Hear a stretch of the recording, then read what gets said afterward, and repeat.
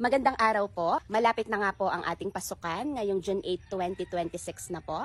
At sa mga nagtatanong po kung kailan pwedeng magpa-enroll ang inyong mga anak, ay pwede na pong magpa-enroll sa June 1, 2026 sa darating pong Monday po ito. Kasabay po ito ng ating Brigada Eskwela.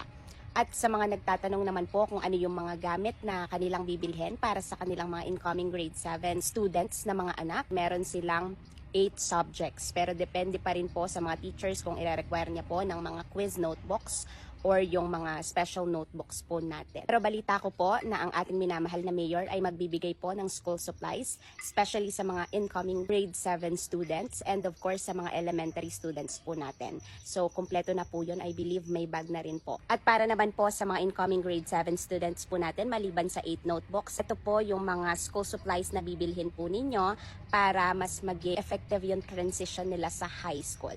So, yun lamang po. I hope na sagot ko lahat ng tanong ninyo at kung may tanong pa po kayo, pwede po kayo mag-comment sa comment section at sasagutin po natin yan isa-isa. At sa mga kabataan, sa mga papasok sa school, I hope hindi lang tayo pumapasok, dapat din may natututunan tayo. Kaya makinig kay teacher at higit sa lahat, masok araw-araw. God bless you everyone. Yun lang po. Bye!